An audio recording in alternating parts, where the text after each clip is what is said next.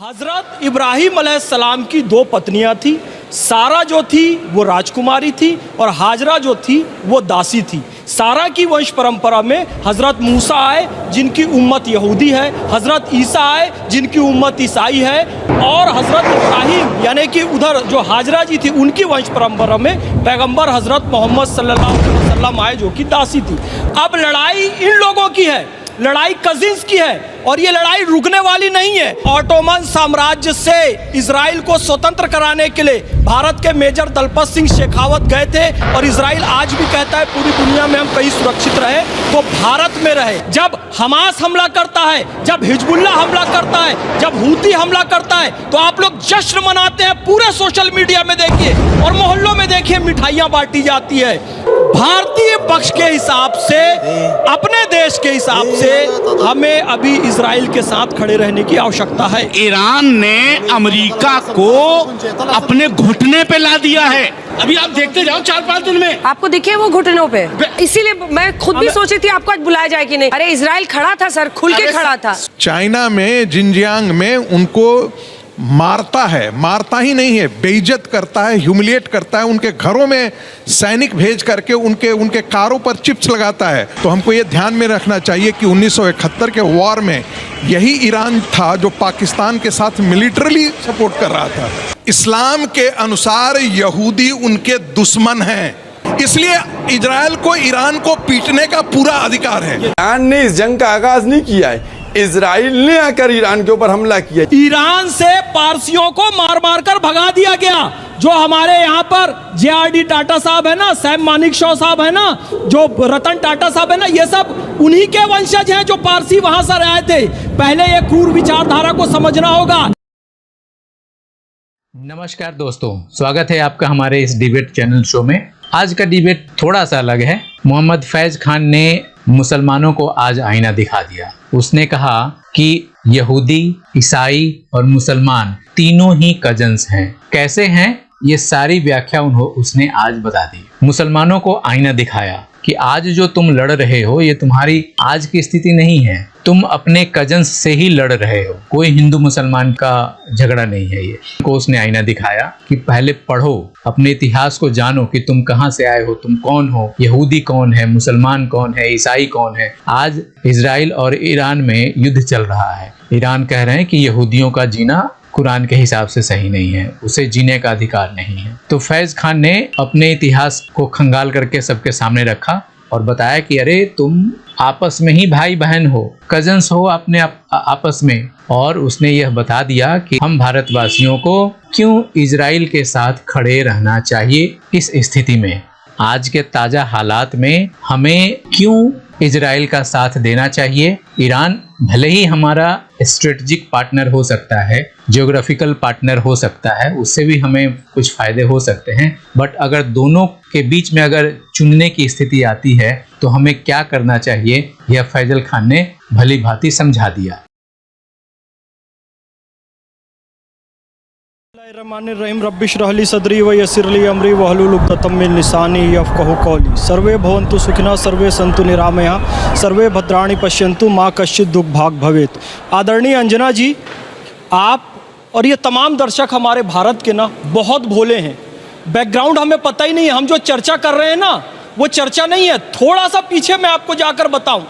हज़रत इब्राहिम अलैहिस्सलाम की दो पत्नियाँ थी। सारा जो थी वो राजकुमारी थी और हाजरा जो थी वो दासी थी। सारा की वंश परंपरा में हज़रत मूसा आए जिनकी उम्मत यहूदी है, हज़रत ईसा आए जिनकी उम्मत ईसाई है, और हज़रत इब्राहिम यानी कि उधर जो हाजरा जी थी उनकी वंश परंपरा में पैगंबर हज़रत मोहम्मद सल्लल्लाहु अलैहि वसल्लम आए जो कि दासी थी। अब लड़ाई इन लोगों की है, लड़ाई कजिन्स की है और ये लड़ाई रुकने वाली नहीं है।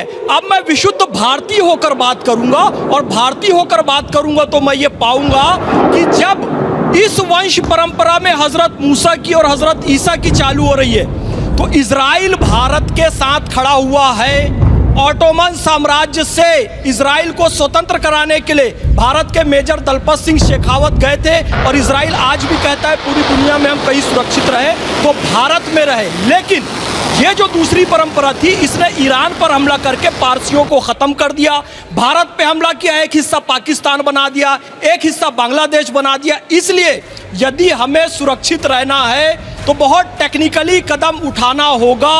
और इजराइल और गाजा में यदि सिलेक्शन की बात आई तो बार बार हमारे लोग सेलेक्टिव हो जाते हैं। कैसे, मैं आपको बताता हूं। देखिए, आपको ये लोग क्या कहेंगे, जब आप इस देश की बात करेंगी, इस देश के प्रधान की बात करेंगी तो आपको कहेंगे जी अंधभक्त हैं और चाटुकार हैं। लेकिन शहर इमामी जब वो एक तानाशाह को सपोर्ट करती हुई बैठी है स्टूडियो में, तो उसको ये लोग शेरनी कहते हैं, आपको अंधभक्त कहते हैं। ये सेलेक्टिव क्यों? अपने देश की एंकर को, पत्रकार को आप गलत बात कह रहे हैं, ईरान वाली को सही कह रहे हैं। कहने का मतलब ये है कि बात केवल धर्म की आ जाती है। और जब वो अटैक करेंगे ना, जो कश्मीर में हुआ, ये लगभग वही हमला है, आप समझिएगा। और आप मानवता की बात करते हैं तो सेलेक्टिव होके क्यों करते हैं? जब हमास हमला करता है, जब हिजबुल्लाह हमला करता है, जब हूती हमला करता है, तो आप लोग जश्न मनाते हैं। पूरे सोशल मीडिया में देखिए और मोहल्लों में देखिए, मिठाइयाँ बांटी जाती है। लेकिन जब इजराइल बदला लेता है तो आप इंसानियत का कत्ल कहते हैं, मानवता शर्मसार हो गई कहते हैं। तो ये दोहरा मापदंड आपको नहीं अपनाना चाहिए। अब आपने अस्पताल पर हमला किया, अब बदले में इजराइल हमला करेगा तो फिर आप कहेंगे मानवता और इंसानियत का कत्ल हो गया। भारतीय पक्ष के हिसाब से, अपने देश के हिसाब से हमें अभी इजराइल के साथ खड़े रहने की आवश्यकता है। ठीक है, आप जवाब दीजिए आप मौलाना अंसार रजा साहब। जब हमास, हूती, हिजबुल्लाह जब ये अटैक करें तब तो मतलब चेन लग जाता है तुरंत, जैसे लगता है कि सीकड़ों में आपके मुंह को बांध दिया गया है। लेकिन जो हो रहा है उसकी एक वजह है ना, उसकी वजह क्या है आपको पता है कि नहीं है? जरा बताइए मौलाना साहब। सबसे पहले तो अंजना जी, मैं भारत सरकार से गुजारिश करूंगा कि एस जयशंकर साहब को इस्तीफा दिला करके फैज साहब को विदेश मंत्री बना देना चाहिए, ताकि ये विदेश की पॉलिसी तय कर सकें। और अच्छा है कि ऐसे फैसले आपके हाथ में नहीं है। ना अच्छी बात ये है, इसी से देश बचा हुआ है। हम कर भी नहीं सकते हैं कि एक मुल्क के लिए हम 52-53 देशों से दुश्मनी ले लें, वो हम कर भी नहीं सकते हैं। देखिए, अभी क्या हो रहा है कि ईरान ने अमेरिका को अपने घुटने पे ला दिया है। यस, क्या? और ट्रंप की समझ में नहीं आ रहा कि हमको करना क्या है। कभी कुछ बोलते हैं, किसने कभी घुटने पे लाया है? ईरान ने। अच्छा, यस, अभी आप देखते जाओ 4-5 दिन में आपको दिखे वो घुटनों पे? सर अभी देखा नहीं आपने रात में क्या किया, सवेरे क्या कर दिया? इसको क्या कहते हैं? इसी को कहते हैं इजराइल पर जब हमला हुआ तो कौन देखेगा उसको? मतलब सवाल है कि ऑपरेशन सिंदूर पर यहाँ पर भी देश में एक भाव था ना, ऑपरेशन सिंदूर, ऑपरेशन करता है या नहीं करता ईरान? ऑपरेशन सिंदूर जो हुआ, हमें फख्र है कि ऑपरेशन सिंदूर हमारे मुल्क ने किया और हमने पाकिस्तान को नाको चने चबा दिए। लेकिन जब बात आएगी ईरान की, देखिए अमेरिका इस वक्त अपने आप को सुपर पावर कह रहा है, लेकिन मैं एक बात आपको बता दूं, मुझे नहीं पता आप कितना वक्त इसके बाद मुझे दे पाएंगी। ईरान के राष्ट्रपति आयतुल्लाह खामेनेई साहब ने एक जुमला कहा है, दुनिया को वो लफ्ज याद रखना चाहिए कि जो सर खुदा के सामने झुक चुका है वो किसी सुपर पावर के सामने नहीं। यही मुस्लिम उम्मा की ही बात है, आप समझ जाओ। हम भूलिए बहुत अंजना जी, आप समझ नहीं रही है ये क्या हो सकता है आपके साथ। अभी शाब्दिक रूप से कहा जा रहा है, शारीरिक रूप से भी हमला हो सकता है। हालांकि किसी के वालिदैन में इतनी दम नहीं है कि स्टूडियो में हमला कर दे, लेकिन इन्होंने स्पष्ट कर दिया अभी थोड़ी देर पहले इन्होंने क्या कहा। सुनो यार, तुम से उतावले मत हुआ करो यार, दूसरा जब बोल रहा है तो सुना करो। अभी आप भाषण कर रहे थे, कोई बोला क्या? इतना उतावले मत हो, आराम से बोलो ना यार। आप भी तो गलत सुर छेड़े ना, हम तुम्हारी तंजीम में बातें थोड़ी यार, तुम जो बोलोगे हम सुन लेंगे। चुप रहो, दूसरा की भी सुनना सीखो। सामने सुनिए, अभी जो कुछ अमेरिका में हुआ या गाजा, ईरान में हुआ या गाजा में हुआ, क्या वहां बेजुबान नहीं मारे गए? क्या बेगुनाह नहीं मारे गए? उस वक्त किसी को कुछ नहीं दिखाई दिया।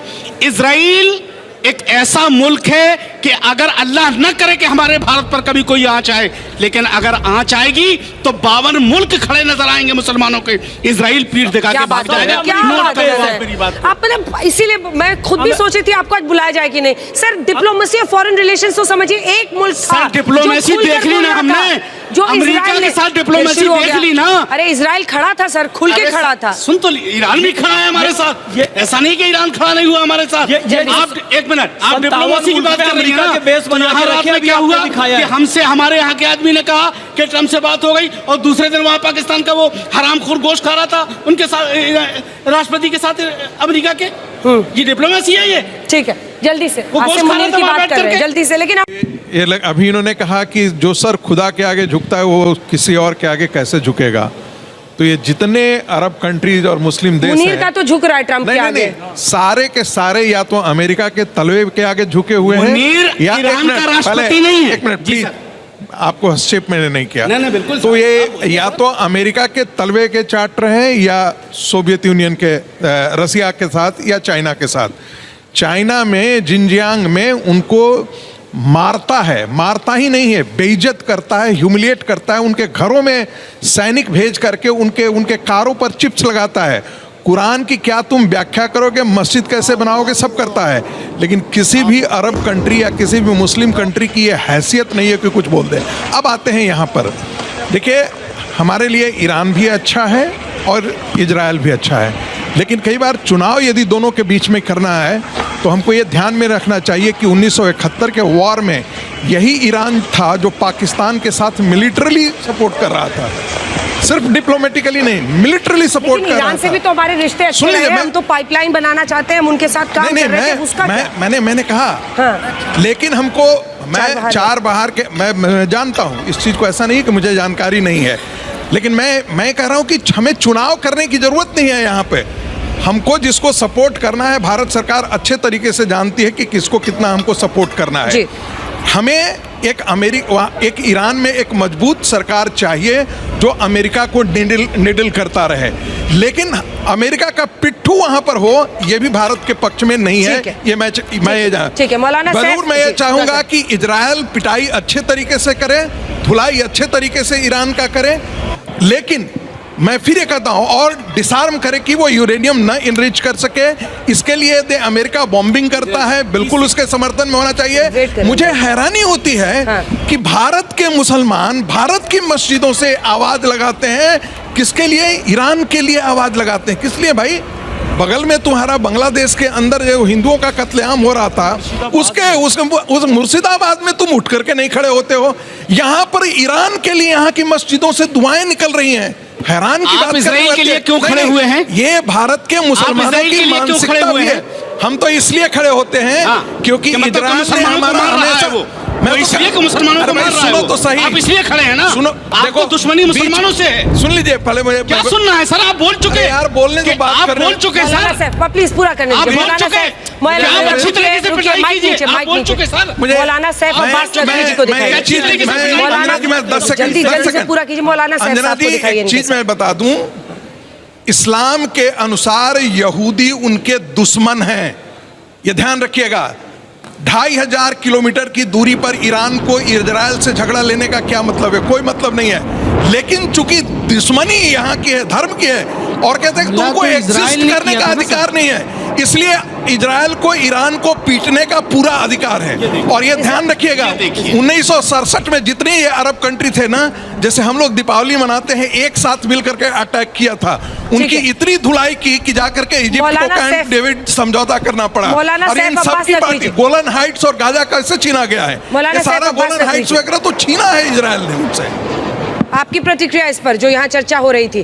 कुल मिलाकर बड़ा सवाल यही है कि ईरान तो खुलकर यहूदियों के खिलाफ, अगर आप खamenei साहब के तमाम भाषण देखें, यहूदियों को खत्म करना है। यहाँ से तो आप इनरिचमेंट प्लांट्स पर आप अटैक कर रहे हैं, न्यूक्लियर फैसिलिटीज पर किया जा रहा है, लेकिन अगर एक पूरे धर्म के आधार पर लोगों के खिलाफ नफरत उगली जा रही है, आग उगला जा रहा है, ये कितना खतरनाक है? ईरान ने इस जंग का आगाज नहीं किया है, इजराइल ने आकर ईरान के ऊपर हमला किया। जहां तक आप 7 अक्टूबर की बात कर रही हैं, क्या उसकी इंक्वायरी हुई? उसकी इंक्वायरी के बाद ये आया कि हमास ने किया है या खुद इजराइल ने इन सबको मारने के लिए खुद करवाया है। ठीक, ठीक, नंबर 2 ठीक। बात ये कि 26/11 का हमला इंटरनेशनल RSS की कोर्ट ऑफ साजिश से जस्टिस किया। ने क्या कहा है, वो छोड़ दीजिए। इसके ऊपर आज अंजना जी, ये इस विचार से यूनाइटेड नेशन ने क्या ये कहा इस है, विचार से इसके ऊपर नहीं जा काम सकते। कर रहे हैं, सब सब 26/11 का और हमला जहाँ तक पाकिस्तान मरने ने नहीं वालों किया की था। तादाद है। 26/11 RSS की साजिश थी और हमास ने नहीं किया था यहूदियों पर हमला, वो खुद इजराइल ने अपने लोगों पर हमला कराया था। ये इनकी स्ट्रेटजी, ये इनकी जहरीली विचारधारा वहीं की वहीं है। फिर मैं आपको बताऊं, ईरान से पारसियों को मार मार कर भगा दिया गया। जो हमारे यहाँ पर JRD टाटा साहब है ना, सैम मानिकशॉ साहब है ना, जो रतन टाटा साहब है ना, ये सब उन्हीं के वंशज हैं जो पारसी वहां से आए थे। पहले ये क्रूर विचारधारा को समझना होगा। एक महिला हिजाब कहती है मैं हिजाब नहीं पहनूंगी, उसको फांसी पर चढ़ा देते हो। 50 उसके साल हो समर्थन गए, में, उस 49 समर्थन साल। में 530 लोगों की 79 से हत्या कर दी लेके अब जाती है तक। गोली मारकर। ये कट्टरपंथी विचारधारा हम इसका समर्थन नहीं कर 79 सकते से साहब। लेके और ये बात 2025 बताइए, तक यदि आप यहूदियों की बात इस करें और मुल्क इनकी को बात परेशान करें किया। तो बताइए हमारे ईरान देश ने में इसको एक अजियत भी दी। यहूदी ने हमला किया क्या? क्यों वहाँ के 712 regime को मोहम्मद बिन change करना कासिम, चाह रहे हैं? 1000 महमूद आप गजनवी, लोग देखिए, 1191 इसको convert न कीजिए। मोहम्मद गौरी, जो कह 1761 रहा है, अहमद शाह उसके अब्दाली, ऊपर बात उसके बाद होगी। 1506 में बाबर, नादिर शाह, ये सब कौन थे? एक भी यहूदी तो देखा दोस्तों, फैजल खान ने अंततः बता ही दिया कि कैसे भारत पे जो आक्रमण किए वो कोई दूसरे नहीं थे, सारे मुसलमान ही थे। कभी यहूदियों ने भारत पे आक्रमण नहीं किया। यहाँ तक कि यहूदियों ने ये कहा कि हम जब तक भारत में रहे और हैं दुनिया में, एक भारत ही एक ऐसा देश है जहाँ पे यहूदी सुरक्षित महसूस करते हैं। तो अब आप बताइए, अपना विचार व्यक्त कीजिए, कमेंट के माध्यम से बताइए कि आप इस पे क्या सोचते हैं। अगर ये वीडियो अच्छा लगा तो लाइक कीजिए, सब्सक्राइब कीजिए, शेयर कीजिए। फिर मिलते हैं किसी अगले डिबेट शो में। तब तक के लिए जय हिंद, जय भारत, जय सनातन।